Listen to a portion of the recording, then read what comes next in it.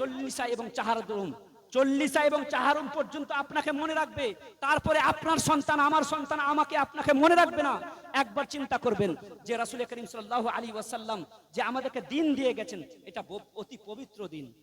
একটা ঘটনা আপনাদের সম্মুখে বলি। একজন শিক্ষক শিক্ষা দিচ্ছে, একটা বাচ্চা আসছে, প্রথমবার এসেছে।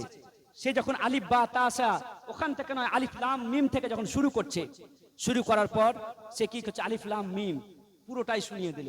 সায়াকুলুস সুফা পুরোটাই শুনিয়ে দিল। তিলকার রাসূল ফাদ্দাল্লা বা'দুহুম আলা বা'দ এটাও শুনিয়ে দিয়ে যখন 14 পারা পর্যন্ত একটা শিশু সন্তান, 5 থেকে 7 বছরের একজন সন্তান নিজের শিক্ষকের কাছে এসে একদম প্রথমেই দিনে এসে 14 পারা পর্যন্ত শুনিয়ে দিল, তখন শিক্ষক বলছে, হে বেটা, এত সুন্দরভাবে কোরআন তেলাওয়াত করছো, তুমি 14 পারা পর্যন্ত যেখানে মুখস্থ করেছিলে সেখানে বাকিটুকুন মুখস্থ করতে কতই না ভালো হতো, আমার কাছে আসার কি প্রয়োজন ছিল। সে সন্তান বলছে যে হে আমার শিক্ষক, আমি 14 পারা কোন মাদ্রাসায় শিখিনি, কোন মসজিদে মক্তবে শিখিনি, আমি 14 পারা কোথায় শিখেছি, আমি সেই 14 পারা নিজের মাতার কাছে শিখেছি। আমার মা 14 পারার হাফিজা ছিল। যখন আমি ঘুমাতাম, রাত্রিবেলায় যখন আমি শুতাম, আমার মাতা আমার গায়ে হাত দিয়ে দিয়ে এক আলিফ লাম মিম থেকে 14 পারা পর্যন্ত প্রতিদিন শুনিয়ে শুনিয়ে লরি দিয়ে দিয়ে আমাকে ঘুম পাড়াতো। আমি প্রতিদিন আজ থেকে প্রায় 7 বছর বা 5 বছর পর্যন্ত আমার মায়ের কাছে শুনে শুনে 14 পারা পর্যন্ত মুখস্থ করে নিয়েছি। এই ছিল পুরাতন যুগের মায়েদের অবস্থা। একজন মা কি করত, নিজের সন্তানদেরকে সুন্দর সুন্দর কাহিনী, সাহাবায়ে কেরামদের কাহিনী শোনাতো। সেই সন্তানের নাম কি ছিল? সেই সন্তানের নাম যাকে আমরা বখতিয়ার কাকি নামে জানি। বখতিয়ার কাকি আলাইহি রাহমাত ওয়া রিদওয়ান 14 পারার হাফিজ ছিলেন, এবং 14 পারার হাফিজ অন্য কোনো মক্তবে এবং মাদ্রাসাতে নয়, নিজের মায়ের কাছে শুনেছিলেন।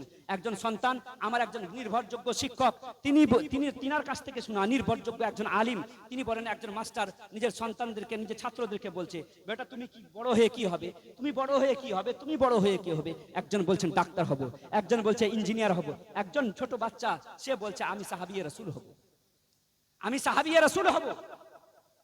এই জায়গায় এসে মাস্টার দাঁড়িয়ে গিয়ে বলছে, তুমি সাহাবিয়ে রাসূল হওয়ার শখ তোমার মনের মধ্যে কেন পয়দা হলো, তুমি কেন সাহাবিয়ে রাসূল হতে চাও? সাহাবিয়ে রাসূল তো সেই ব্যক্তি যে ব্যক্তি নিজের চর্মের চোখে রাসূলের দিদার করেছে, নিজের চর্মের চোখে দিদার করার পর রাসূলের প্রতি হাতে হাত রেখে ঈমান নিয়ে এহ জগৎ থেকে পরলোক গমন করেছে, তাকেই বলা হয় সাহাবী। তুমি সাহাবিয়ে রাসূল কি করে হতে চাও, হতে পারবে? তুমি সাহাবিয়ে রাসূল হতে কেন চাও? কিসের জন্য তোমার দিলের মধ্যে এরকম জক ও শখ পয়দা হলো? হে আমার ছাত্র, তুমি বলো। একজন ব্যক্তি 500 টাকা দান করেছেন, আল্লাহ রাব্বুল আলামিন তিনার দানকে যেন কবুল করেন। সাহাবিয়ে রাসূল হওয়ার শখ একটা ছোট্ট বাচ্চার দিলের মধ্যে কেন আসলো? তো সেই বাচ্চা বলতে লাগলো যে আমি সাহাবিয়ে রাসূল এই জন্য হতে চাই, যখন আমি প্রতিদিন ঘুমাই, আমার মা প্রতিদিন রাত্রি বেলায় কি করে, আমাকে শুবার সময় একজন সাহাবিয়ে রাসূলের কি করে ঘটনা শুনিয়ে আমাকে ঘুম পাড়ায়। আজকের মায়েরা, আজকের সন্তানরা কি করে, কান্না করলে আমাদের মায়েরা মোবাইল হাতে দিয়ে দেয়। আজকের মায়েরা কি করে, নিজের সন্তানদেরকে যদি তারা কান্নাকাটি করে, তাহলে তাদের সম্মুখে হয়তো কার্টুন খুলে দেয়। কিন্তু পুরাতন যুগের মায়েরা, আমার কথা বলি, আমি 10টি সূরা নিজের মায়ের কাছ থেকে মুখস্থ করেছিলাম। 10টি সূরা, আলিফ লাম সূরা নাস থেকে নিয়ে আলিফ লাম আলাম তারা কাইফা পর্যন্ত আমি নিজের মায়ের কাছে মুখস্থ করেছি। তাহলে আগেকার যুগের মায়েরা নিজের সন্তানদেরকে কি করতেন, সাহাবিয়ে রাসূলদের ঘটনা শুনিয়ে ঘুম পাড়াতেন। আজকের ফিতনা ফাসাদের যুগ, আজকে যদি আমরা নিজের সন্তানদেরকে মোবাইল দিয়ে দিই, আর মোবাইল দেওয়া বাদ দিয়ে যদি আমরা মোবাইল না দিয়ে যদি আমরা রাসূল করিম সাল্লাল্লাহু আলাইহি ওয়াসাল্লামের সুন্দর সুন্দর কাহিনী শোনাই, সাহাবায়ে কেরামদের কাহিনী শোনাই, বুজুর্গানে দ্বীনদের কাহিনী শোনাই, তাহলে বলুন সেই সন্তানের সামনে যদি হযরত আবু বকর সিদ্দিকের নামে বেয়াদবি করে, তো সেই সন্তান শুনবে? সে সন্তান কোনদিন শুনবে? কেউ যদি হযরত আলী রাদিয়াল্লাহু তাআলা আনহুর শানে গুস্তাখি করে, তাহলে সে সন্তান শুনবে? কোনদিন শুনবে না। নিজের সন্তানদেরকে টাইম দিন, নিজের সন্তানদেরকে, কারণ এরাই হচ্ছে আমাদের আগামী প্রজন্ম, আগামী দিনের ভবিষ্যৎ। নিজের মা বোনদেরকে বলবো, নিজের সন্তানদেরকে এরকম ভাবে মানুষ করুন, না হলে 40 এবং চাহারুমের দিনের পর আপনাকে মনে রাখবে না। তারা কি হয়ে যাবে? তারা আপনাকে 40 এবং চাহারুমের দিন পর্যন্ত আপনাকে মনে রাখবে। তারপর যার জন্য আপনি হারাম কামাই করলেন, যার জন্য সারা জীবন কান্না করলেন, যার জন্য আপনি নিজে বুড়ো হয়ে গেলেন আর তাকে জওয়ান করলেন, যার জন্য আপনি রক্ত পাসিনা, রক্ত এবং রক্ত ধরা রক্তর সাথে ঘাম ঝরালেন, তারা কি করবে 40 এবং চাহারুমের দিনে আপনাকে ভুলে যাবে। যাদের জন্য আপনি নামাজ ছাড়লেন, যাদের জন্য আপনি রোজা ছাড়লেন, যাদের জন্য আপনি বললেন যে আমি অফিসে থাকি যার কারণে জোহরের নামাজ পড়তে পারি না, যাদের জন্য আপনি কি করলেন আল্লাহ এবং তার রাসূলের দরবার থেকে দূর হয়ে গেলেন, সেই দরবার থেকে যখন আপনার ডাক আসবে, যখন আল্লাহর দরবারে যাবেন, তখন বলুন আল্লাহ এবং তার রাসূলকে আমরা কি মুখ দেখাবো, আল্লাহ এবং তার রাসূলকে আমরা কি জবাব দিব? যে ছেলেকে যে সন্তানের জন্য যাদের জন্য ধন সম্পদ একট্ঠা করে, যাদের জন্য ধন সম্পদ এক জায়গা করে বাড়ি বিল্ডিং জায়গা জমি বানালেন, সে সন্তান 40 এবং চাহারুমের দিন থেকে আপনাকে ভুলে যাবে, অফিস এবং আদালত নিয়ে পড়ে যাবে, নিজের অফিস নিয়ে পড়ে যাবে। সেই সময় আপনি কবরে কান্না করেও কোনো লাভ হবে না। বিরাদরান মিল্লাতে ইসলামিয়া, কিছু বলছেন? আমার বক্তব্য শেষে মায়েদের দিকে আমি একবার পাঠাবো, অবশ্যই দিবেন। আল্লাহ রাব্বুল আলামিন মায়েরা বেশি দিবে ইনশাআল্লাহ।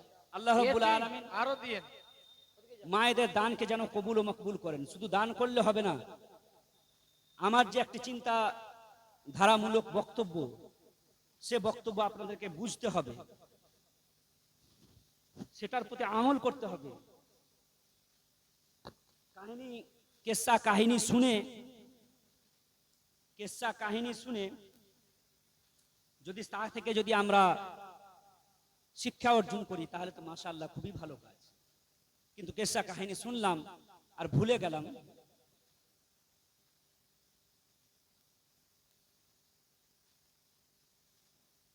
তাহলে কিন্তু হবে না।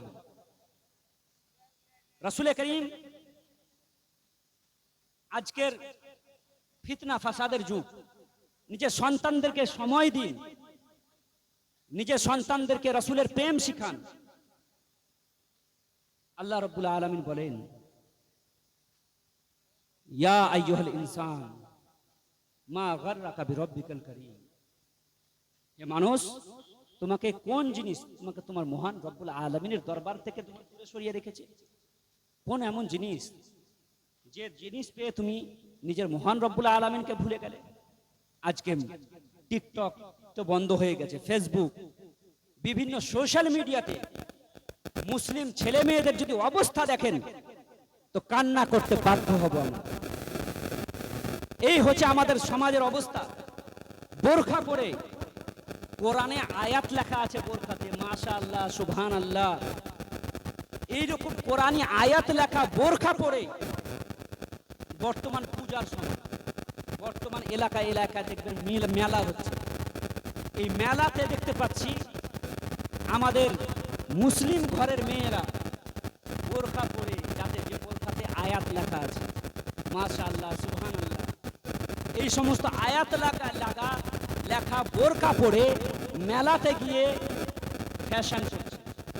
বোরখাকে ফ্যাশন নামে, বোরখাকে ফ্যাশন মনে করছে। কোরআনি আয়াত লেখা বোরখা পড়াতে চলবে, কখনো চলবে। আর বোরখা কম, ফ্যাশন বেশি মনে হচ্ছে। এই থেকে দূরে থাকবে। যদি আমাদের আপনাদের সন্তান মা বোনেরা নিজের জীবনকে যদি আল্লাহ এবং তার রাসূলের সুন্নাত মোতাবেক না পালন, যদি নামাজ না পড়ে, হজ এবং যাকাত না দেয়, সারা রাত অশ্লীলতায় কাটায়, সারা রাত সোশ্যাল মিডিয়াতে পর পুরুষের সাথে কথা বলে কাটায়, সারা রাত সোশ্যাল মিডিয়াতে উলঙ্গ সোশ্যাল মিডিয়ার যে সমস্ত সিনগুলো আছে সেগুলো দেখে কাটায়, নামাজের ধার ধারে না। হযরত ফাতেমাতুজ জাহরা রাদিয়াল্লাহু তাআলা আনহার সুন্নাত থেকে পায়ে দাঁত মেরে ফেলে দেয়। হযরত খাদিজাতুল কুবরা, হযরত আয়েশা সিদ্দিকা রাদিয়াল্লাহু তাআলা আনহার সুন্নাত মোতাবেক নিজের জীবন যাপন করে না, 5 ওয়াক্ত নামাজ পড়ে না, কোরআন থেকে দূরে সরে যায়। এইরকম মারা কখনো টনি ব্লেয়ার, তো কখনো হিটলারের মতো মানুষ হত্যাকারীকে জন্ম দেয়, কখনো গুজরাটের বড় মন্ত্রীকে জন্ম দেয়, যাদের হাত দ্বারা হাজার মুসলমানদের রক্তে যাদের হাত রঞ্জিত হয়ে যায়, ওই রকম নেতা মন্ত্রীদেরকে জন্ম দেয়। আর যদি কোনো মা, যদি মহিলা যদি সুন্নাত মোতাবেক জীবন যাপন করে, কোনো মহিলা যদি রাসূল করিম সাল্লাল্লাহু আলাইহি ওয়াসাল্লামের তরিকা মোতাবেক নিজের জীবন যাপন করে, 5 ওয়াক্ত নামাজ পড়ে, রাত ভর আল্লাহ রাব্বুল আলামিন তাহাজ্জুদের ইবাদতে কাটাই, রাত রাত ভর তাহাজ্জুদের মধ্যে কাটাই, রাত রাত ভর হযরতে আয়েশা সিদ্দিকা রাদিয়াল্লাহু তাআলা আনহা, হযরতে ফাতিমাতুজ জাহরা রাদিয়াল্লাহু তাআলা আনহার সুন্নাত মুতাবিক কাটাই। তো এইরকম মায়েরা কখনো ইমামে আজমকে জন্ম দেয়, কখনো মুজাহিদে মিল্লাতকে জন্ম দেয়, কখনো খাজা গরিব নওয়াজকে জন্ম দেয়, কখনো গৌসে আজমকে জন্ম দেয়, কখনো হযরতে আলা হযরতকে জন্ম দেয়, কখনো মুফতি আজম হিন্দ, কখনো তাজুশ শরিয়াকে জন্ম দেয়। তাহলে মারা আপনি চলবেন ওইরকম আর বলবেন যে আলবার্ট আইনস্টাইনের মতো সায়েন্টিস্ট জন্মগ্রহণ করবে আমার পেট থেকে, আবুল কালাম আজাদের মতো বড় সায়েন্টিস্ট মিসাইল ম্যান জন্মগ্রহণ করবে, আর আপনার কাজ হবে নিম্নগামী। এটা কখনো অসম্ভব, হতেই পারে না। আপনি মনে করবেন ইমামে আজম জন্মগ্রহণ করবে, কখনোই না, হতেই পারে না। হ্যাঁ, যদি আমাদের কাজ সুন্নাত মুতাবিক হয়, আমরা ইমাম হোসেনকে তো জন্মগ্রহণ করতে পারবো না, আমরা গৌসে আজমকে তো জন্মগ্রহণ করতে পারবো না, কিন্তু গৌসে আজমের গোলামকে তো অবশ্যই জন্মগ্রহণ করতে হবে। তাহলে মায়ে বোনেদেরকে শুধরাতে হবে। একজন মা কচি শিশুর ভবিষ্যৎ চরিত্রতে একজন মায়ের ভূমিকা অপরিসীম। একজন মা যদি চায় তাহলে একজন কচি সন্তানকে সে গোটা জগতের জন্য বানাতে পারে, সে কি করতে পারে, তার জন্য আঙ্কারাও বানাতে পারে। আমাদের মায়েরা, আমি বলছিলাম হাদিস কোরআনে কারীমের আয়াত, ইয়া আইয়ুহাল ইনসান মা গাররাকা বিরাব্বিকাল কারীম। আজকের মা ও বোনেরা নিজের জীবনকে কি করেছে, আধুনিকতায় নিজের গা ভাসিয়ে চলছে, আধুনিকতাকে নিজেকে সাকসেসের মানে জরিয়া মনে করছে, আধুনিকতাকে নিজের সাফল্যের চাবিকাঠি মনে করছে। আল্লাহ রাসূল সাল্লাল্লাহু আলাইহি ওয়াসাল্লাম লা ইয়াবকা আলা যাহরিল আরদি বাইতু মাদারিন ওয়ালা ওয়াবারিন ইল্লা আদখালাহু আল্লাহুল ইসলাম। আল্লাহ রাসূল বলেন শেষ জামানাতে কি হবে, শেষ জামানাতে যদি বা আজকে আমরা নির্যাতনের শিকার, যদি বা আমরা আজকে আমাদের কাজ কর্ম রাসূল এবং সুন্নাত মুতাবিক নয়, কিন্তু শেষ জামানায় এমনও হবে। আল্লাহ রাসূল সাল্লাল্লাহু আলাইহি ওয়াসাল্লাম বলেন প্রত্যেক ইঞ্চি ইঞ্চি মাটিতে আল্লাহ রাব্বুল আলামিনের দ্বীনের পতাকা উঠবে। আল্লাহ রাসূল সাল্লাল্লাহু আলাইহি ওয়াসাল্লাম বলেন শেষ জামানায় তোমাদের কাজ এমনও হবে যে তোমরা ইহুদ ও নাসারা, তোমার মান কানা ক্বাবলাকুম হাযবান নাআলা বিল্লাহ লা তাত্তাবিউন্না মান কানা ক্বাবলাকুম হাযবান নাআলা বিন্নার। তোমরা শেষ জামানায় ইহুদ ও নাসারাদের কি করবে, অনুকরণ করবে। এমনকি ইহুদ ও নাসারা যদি কোনো খালে গর্তের মধ্যে ঢুকতে যায়, তো তোমরা সেই খালে গর্তের মধ্যেও ঢুকতে যাবে। এইরকম হবে তোমাদের অবস্থা। সাহাবী রাসূল বলেন হে রাসূল, সেই দিনকে আমরা কম হব? রাসূল বলছেন না, সেদিন তোমরা অনেক বেশি হবে, কিন্তু তোমাদের আমল খুব নিম্নগামী হবে। তোমরা সেদিন অনেক বেশি হবে, কিন্তু তোমাদের কাজ উচ্চ হবে না, তোমাদের কাজ হবে সব নিম্নগামী। আমি বলছিলাম যদি যাদের জন্য, যে সন্তানকে মানুষ করার জন্য আমরা নিজের সব কিছু ত্যাগ করলাম, নিজে বুড়ো হয়ে গেলাম, আর নিজের সন্তানদেরকে জওয়ান করলাম, নিজে ঘাম ঝরালাম, আল্লাহ রাব্বুল আলামিনের দরবার থেকে দূরেই ইখতিয়ার করলাম, দূরে সরে গেলাম, নামাজ পড়লাম না, হজ এবং যাকাত দিলাম না, কিয়ামতের দিবসে আমাকে আপনাকে জিজ্ঞাসা করা হবে, হে আমার বান্দা কি করেছিলে, কি এমন জিনিস তোমার সম্মুখে ছিল। ইয়া আইয়ুহাল ইনসান মা গাররাকা বিরাব্বিকাল কারীম। হে মানুষ, তোমার সম্মুখে কি এমন জিনিস আছে যে জিনিসটা পেয়ে তুমি তোমার মহান রব্বুল আলামিনকে ভুলে গেলে? কি এমন জিনিস তোমার সম্মুখে আছে? তোমাকে কত সুন্দরভাবে আমি যত্ন করে তৈরি করলাম, ফেরেশতাদেরকে তৈরি করা হয়েছে, কুন ফায়াকুন বলে। আল্লাহ বলেছেন কুন ফায়াকুন, তো হয়ে গেছে। কিন্তু হে বান্দা, তোমাকে আমি সৃষ্টি করেছি কিভাবে? আমি তোমাকে 10 মাস 10 দিন অতি যত্নে তোমাকে সৃষ্টি করলাম, অতি যত্নে তোমাকে আমি গড়লাম। আমরা মনে করি আল্লাহ রাব্বুল আলামিন হয়তো আমাদের প্রতি দয়া করবেন না, অবশ্যই দয়া করবেন। রাসূল বলেন, যে রাসূল করিম সাল্লাল্লাহু আলাইহি ওয়াসাল্লাম বলেন, একটা কথা চিন্তা করবেন যে একটা মায়ের ভালোবাসা যদি গোটা পৃথিবীতে আমরা বন্টন করি তাহলে শেষ হবে না, হবে? শেষ হবে না। আল্লাহ রাসূল বলেন ওইরকম 70 মায়ের চাইতে বেশি আমাদেরকে আল্লাহ রাব্বুল আলামিন ভালোবাসেন।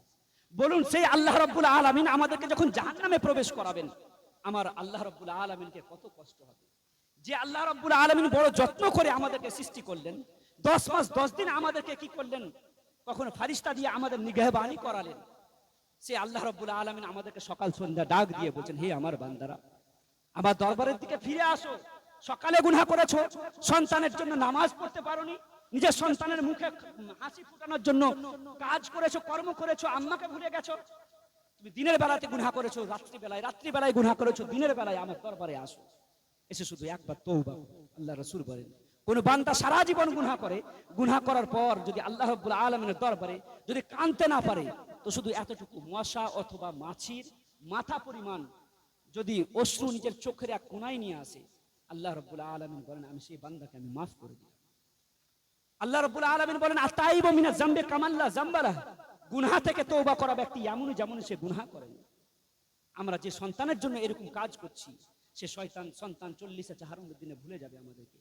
আমরা যখন শিশু অবস্থায় ছিলাম, আল্লাহ রাব্বুল আলামিন বলেন, হে আমার বান্দা, যখন তুমি শিশু অবস্থায় ছিলে, আমি আল্লাহ তোমাকে হাঁটা শিখালাম, তোমাকে যৌবন দিলাম, তোমাকে ধন সম্পদ দিলাম, তোমাকে অনেক মাল দিলাম, তোমার সন্তান সন্ততি দিয়ে তোমাকে আমি তোমার প্রতি করুণা করলাম, দয়া করলাম, এহসান করলাম।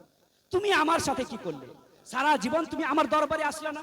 যে আল্লাহ তোমাকে এত ভালোবাসে, তোমাকে দিন রাত্রি তোমাকে নিজের দরবারের দিকে ডাকছে, সে আল্লাহ তোমাকে দিন রাত্রি তোমাকে বলছে যে আল্লাহ রাব্বুল আলামিনের রাসূল বলেন, সকাল এবং সন্ধ্যা আমার দরবারে আমার উম্মতদের আমলকে পেশ করা হয়, আমার উম্মতের আমল দেখে পেশ করা হয়। সকাল এবং সন্ধ্যা আমারও আপনার আমলকে রাসূলের দরবারে পেশ করা হয়। লাইসা মিন ইয়াউমিন ইল্লা ইউরাদু আলা নবী সাল্লাল্লাহু আলাইহি ওয়াসাল্লাম আমাল উম্মতিহি গুদওয়াতান ওয়া আশিয়া। সকাল ও সন্ধ্যা আমারও আপনার আমলকে পেশ করা হয় রাসূলের দরবারে। আপনি চিন্তা করুন, আমাদেরকে লজ্জা করা দরকার। আমরা কিভাবে সেই রাসূলের দরবারে মুখ দেখাবো? শর্মে নবী, খৌফে খুদা, এ ভি নেহি ও ভি নেহি। আমরা কিভাবে রাসূলের দরবারে মুখ দেখাবো? আমরা গুনাহ করি, আমারও আপনার নাম নিয়ে বলা হয় ইয়া রাসূলুল্লাহ, ফেরেশতারা বলেন ইয়া রাসূলুল্লাহ, দেখুন আপনার উম্মতের এই আব্দুর রহমান, আপনার উম্মতের যুবকরা, আপনার উম্মতের এই বয়স্করা 60 বছর 70 বছর হয়ে গেছে, কিন্তু আপনার আল্লাহর দরবারে একটা সিজদাও করেন না। সেই রাসূলের দরবারে আমরা কিভাবে মুখ দেখাবো? যে রাসূল এত কষ্ট করে আমাদেরকে এই দ্বীন দিলেন, কখনো তায়েফের ময়দানে কখনো মার খেলেন, তায়েফের ময়দানে রক্তে রক্তাক্ত হয়ে গেলেন রাসূল করিম সাল্লাল্লাহু আলাইহি ওয়াসাল্লাম। রাসূল করিম সাল্লাল্লাহু আলাইহি ওয়াসাল্লামের প্রতি কতই না নির্যাতন হলো। হুজুর সাল্লাল্লাহু আলাইহি ওয়াসাল্লাম রাস্তা দিয়ে হেঁটে চলে যেতেন, কাঁটা বিছানো হতো। হুজুর সাল্লাল্লাহু আলাইহি ওয়াসাল্লাম যখন মক্কার যখন চত্বরে যখন আল্লাহর প্রেমে মগ্ন হয়ে ইবাদত করতেন, তখন রাসূল করিম সাল্লাল্লাহু আলাইহি ওয়াসাল্লামের মাথার উপরে উটের ভুঁড়ি নিয়ে এসে ফেলা হতো। হুজুর সাল্লাল্লাহু আলাইহি ওয়াসাল্লামের গলার মধ্যে গামছা পেঁচিয়ে হত্যা করার পরিকল্পনা চলা হতো। এইরকম নির্যাতন সহ করেছেন এই দিনের জন্য। বলুন সেই রাসূলের দিলের মধ্যে কত কষ্ট হবে? আর যখন জাহান্নামে আমাদেরকে প্রবেশ করাবেন, সেই আল্লাহ রাব্বুল আলামিন কত কষ্ট করবেন চিন্তা করুন। আল্লাহ রাব্বুল আলামিন বলেন যে হে আমার বান্দা, আমি তো সারা জীবন তোমার প্রতি আমি ইহসান করলাম, এমনকি তোমার সময় এমনও আসবে যে সময় তোমাকে ঘর থেকে বাইরে করে দেওয়া হবে। 70 বছর 80 বছর হয়ে যাবে, যখন তোমার রোগ হবে, হাঁটতে পারবে না, চলতে পারবে না, বিছানার মধ্যে পায়খানা ও পেশাব করবে, তখন বান্দা সারা জীবন আমার দরবারে আসুন। ওই সময় যদি কেউ থাকে তোমার পাশে, তো আমি আল্লাহ থাকি। তোমার জীবনে সারা জীবন তোমার প্রতি আমি দয়া করলাম। আজকে তোমার সন্তান সন্ধ্যাবেলায় যখন আসবে, অফিস থেকে আসার পরে এক ঝলক তোমাকে দেখবে না, ঘরের ভিতরে ঢুকে যাবে, তুমি তোমার সন্তানের চেহারা দেখার জন্য লালায়িত হয়ে থাকবে যে আমার সন্তান, যার জন্য আমি এত কষ্ট করলাম, সে আমার কাছে 5 মিনিট দাঁড়িয়ে জিজ্ঞাসা করে না যে হে আমার পিতা তুমি কেমন আছো, হে আমার মা তুমি কেমন আছো, যার জন্য সারা জীবনটাকে আমি কি করলাম, ওয়াকফ করে দিলাম। সে সন্তান 40 এবং তোমার সম্মুখে সন্ধ্যাবেলায় এসে বলবে আব্বা কেমন আছো বলে ঘরে ঢুকে যাবে, নিজের সন্তান নিয়ে ফুর্তি করবে, আর তুমি বাড়ির বারান্দাতে বসে বসে আল্লাহ আল্লাহ করবা, হে আল্লাহ আমাকে মওত দাও, আমাকে এই পৃথিবীতে থাকতে ভাল লাগে না, হে আল্লাহ আমাকে মরণ দাও। সেই সময় বান্দা তোমাকে যে মরণ দিব, এটাও আমার করুণা হবে, এটাও আমার দয়া হবে। তুমি সারা জীবন আমার দরবারে আসো, সারা জীবনে একটা সিজদা করনি। ফজরে যখন মুয়াজ্জিন হাইয়া আলাস সালাহ হাইয়া আলাল ফালাহ আসসালাতু খায়রুম মিনান নাওম বলছিল, তখন তুমি কি করেছিলা? আমাদের যুবকদেরকে বলি, সারা রাত ফ্রি ফায়ার আর পাবজি আর হোয়াটসঅ্যাপ আর টুইটার আর ফেসবুকে নিজের জীবন অতিবাহিত করে সারা রাত উলঙ্গ অর্ধউলঙ্গ সিরিয়াল দেখে বালিশের নিচে মোবাইল রেখে তুমি শুয়ে গেছিলা। বলো সেই সময় আল্লাহ রাব্বুল আলামিনের দরবারে কি জবাব দিবে? আল্লাহ রাব্বুল আলামিন বলেন, আমি যে ওই সময় বুড়া অবস্থায় তুমি যখন মওতের কথা চাইবে, মওতের বলবে যে হে আল্লাহ আমাকে মওত দাও, সেই সময় আমি তোমাকে মওত যে দিব, এটাও তোমার প্রতি আমার করুণা হবে। হে বান্দা সারা জীবন আমার দরবারে আসলে না, কিন্তু আমি সেই সময় তোমাকে মওত দিয়ে করুণা করলাম, শুধু মওত দিয়ে আমি ছেড়ে যাইনি। আমি বলেছি এটা আমার বান্দা, বড় যত্ন তৈরি করেছি, বড় যত্ন একে সৃষ্টি করেছি, একে যেমন তেমন ভাবে গরু ছাগল যেমন মরে সেই রকম ভাবে তাকে মাটি দিয়ে এসো বা সেই রকম ভাবে তাকে মাঠে ফেলে দাও, এরকম আমি হুকুম দেইনি। আমি বলেছি আমার বান্দা, একে কি করো, সুন্দরভাবে একে কাফন পরাও, সুন্দরভাবে গোসল দাও, সুন্দর সুন্দর কাফন পরে একে প্রটোকল হচ্ছে এই 4 জন কাঁধে করে নিয়ে তাকে নিয়ে যাও, কবরস্থানে নিয়ে যাও, জানাজা গাহে নিয়ে যাও। আমি এমন প্রটোকল দিয়েছি, এমন তোমাকে ইজ্জত দিয়েছি। হে বান্দা, কখনো তুমি আমার দরবারে আসোনি, তুমি আমার দরবারে কখনো আসলে না, কিন্তু তোমার আমি এমন ইজ্জত দিলাম, কাবা শরীফে ইমামও যদি হয়েছে তো পিছিয়ে থেকেছে, আর তোমার লাশকে আমি আগে রেখেছি। এরপরে কখনো কুল শরীফের মেহফিল, কখনো চাল্লিশা ও চাহারুমের মেহফিল দ্বারা তোমার আমল নামাকে আমি বৃদ্ধি করেছি। কারণ তুমি আমার সেই বান্দা যার ব্যাপারে আমি ফারিস্তাদের সামনে আমি বলেছি ইন্নী আ'লাম মা লা তা'লামুন, হে আমার ফারিস্তা আমি যা জানি তোমরা জানো না। আমি বড় যত্ন তোমাকে সৃষ্টি করেছি। সারা জীবন বান্দা তুমি কি করলে আর তোমার প্রতি আমি কি করলাম? সারা জীবন আমি তোমার শুধু করুণাই আর করুণা করলাম, কিন্তু তুমি আমার দরবারে একবার এসে তুমি তওবা করলে না। তোমাকে তো একদিন আমার দরবারে আসতেই হবে। একদিন তো তুমি কাফুনে মুখ লুকিয়ে লুকিয়ে আসবা বান্দা। আজকে কাফুন থেকে মুখ বের করে আজকে আমার দরবারে তুমি জিন্দা অবস্থায় এসে আমার দরবারে তওবা করে দাও, আমি আল্লাহ তোমার মাফ করে দেওয়ার জন্য আমি প্রস্তুত আছি। এরকম আল্লাহ আমরা পেয়েছি, এরকম দিন আমরা পেয়েছি, এরকম প্রতিপালক আমরা পেয়েছি। সেই প্রতিপালকের দরবার থেকে আমরা কোথায় গা ভেসিয়ে বেড়াচ্ছি? আজ আমি তো এটাই বলি মা বোনদেরকে, হে মা বোনেরা, যখন ছোট অবস্থা ছিলাম তখন দেখতাম যে বাড়ি থেকে কোরআন তেলাওয়াতের আওয়াজ আসতো, বাড়ি থেকে কোরআন তেলাওয়াতের আওয়াজ আসতো। আর আজকে কোরআন তেলাওয়াতের আওয়াজ আর আসে না, আজকে সিরিয়ালের আওয়াজ আসে আমাদের। আমি তো এটা বলি, হে আমার মা বোনেরা, আপনাকে বেশি কিছু কাজ করতে হবে না। হে আমার ভাই ও ব্রাদারেরা, চাচা বাবারা, আপনাদেরকে একটাও কিছু কাজ করতে হবে না। শুধু একটা কাজ করবেন, নামাজ পড়বেন রাত্রিবেলায় 2 রাকাত 4 রাকাত, ফজরের এশার নামাজের পরে ঘুমিয়ে গিয়ে তাহাজ্জুদে 2 রাকাত 4 রাকাত নামাজ পড়বেন। নামাজ পড়ে আল্লাহ রাব্বুল আলামিনের দরবারে একবার হাত উত্তোলন করে একবার যদি আপনি কান্নাকাটি শুরু করে দেন, আপনাকে কোনো ভাড়াটিয়া মৌলবি নিয়ে এসে আপনার সন্তানের জন্য দোয়া করার দরকার নাই। আপনি যদি আপনার সন্তানের জন্য যদি আপনি দোয়া করেন রাত্রিবেলায় একবার উঠে আল্লাহ রাব্বুল আলামিনের দরবারে কান্নাকাটি করে, আপনার দোয়া যতটা কবুল হবে কাবা শরীফের ইমামেরও দোয়া ততটা কবুল হবে না আপনার সন্তানের জন্য। আমরা ভুলে গেছি সেই দরবারের কাছ থেকে আমরা ভুলে গেছি। আমরা রাসূলের চেয়ে প্রাইমারি শিক্ষা প্রাথমিক শিক্ষাকে ভুলে গেছি। আজ সমাজের দিকে যদি আমরা তাকিয়ে দেখি, আজ বড়দের সম্মান ছোটদেরকে স্নেহ আমাদের দলে নেই, আমাদের মাঝে নেই। রাসূল বলেন যদি তোমরা সর্বোত্তম মুসলমানকে, রাসূল বললেন যে তোমরা সর্বোত্তম মুসলমান সেই ব্যক্তি যে বড়দেরকে সম্মান করলো আর বড়রা ছোটদেরকে স্নেহ করলো, সেই হলো আমার দলের। রাসূল করিম সাল্লাল্লাহু আলাইহি ওয়াসাল্লাম বলেন আল মুসলিমু মান সালিমাল মুসলিমুনা মিন লিসানিহি ওয়া ইয়াদিহি, সর্বোত্তম মুসলমান সেই ব্যক্তি যার হাত ও জবান দ্বারা অপর মুসলমান সুরক্ষিত থাকে। আজ আমাদের জবান দ্বারা কত মুসলমান সুরক্ষিত আছে? আমরা যে জবান দ্বারা কত মুসলমানকে কষ্ট দিই আর দুঃখ দিতে আমরা নিজে একবার চিন্তা করি। আমরা রাত ভোর আমরা কি করছি? আমাদের মা বোনেরা বিশেষ করে সিরিয়ালের মধ্যে কাটাচ্ছি। আমাদের চায়ের দোকান পর্যন্ত আজকে মেহফুজ নেই। আমরা সন্তানদেরকে মানুষ করব কিভাবে? বড় দুঃখের বিষয়, বড় পরিতাপের বিষয়। ব্রাদার মিল্লাত ইসলামিয়া, আমি ধন্যবাদ জানাবো আজকের এই গ্রামের যুবক বৃন্দদেরকে যারা এইরকম ইসলাহে মুআশরা নামক এই প্রোগ্রাম তৈরি করেছেন। এইরকম প্রোগ্রাম করুন এবং সমাজকে কিছু বার্তা দিন। ब्रादर मिल्लत इस्लामिया डॉक्टर इकबाल बोलन एक हंगामा ये महशर हो तो उसको भूलूं सैकड़ों बातों का रह के ख्याल आता है।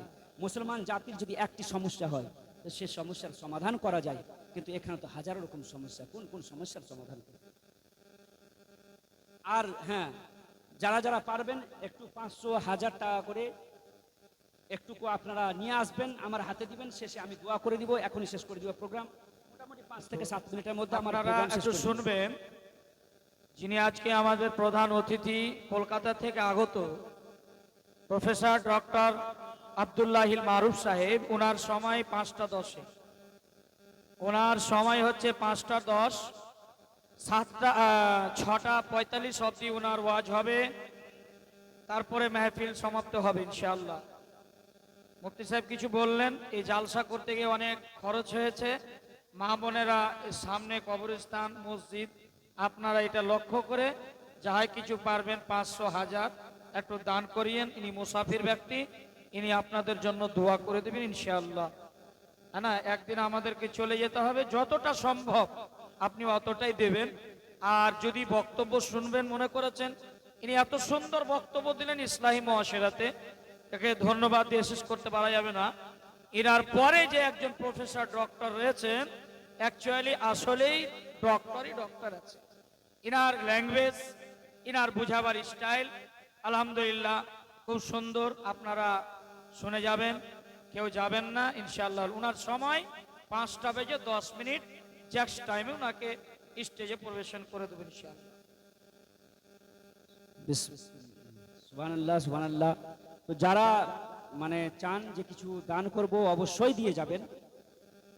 বিরাদর মিল্লাত ইসলামিয়া হুজুর হাফিজে মিল্লাত আলাইহি রহমত ওয়া রিদওয়ান বলেন, আধি রুটি খাও বাচ্চো কো পড়াও, অর্ধ রুটি খাও বাচ্চাদেরকে পড়াও, দরকার হলে একবেলা না খেয়ে থাকুন, কিন্তু নিজের ছেলে মেয়েদেরকে উচ্চ শিক্ষায় শিক্ষিত করে বড় বড় জায়গায় পৌঁছান।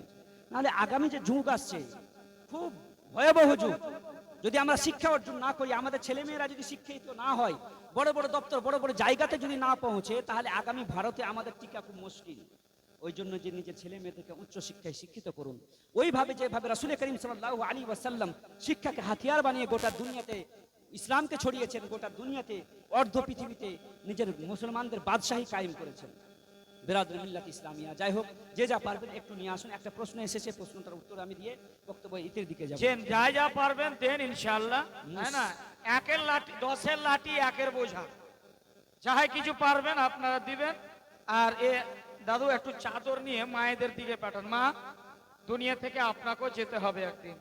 আপনার বাবা মা কবরে আছে, কিন্তু দেখছে মেয়ে আমার জালসা শুনতে গেছে, হয়তো এখানে কিছু দান করবে।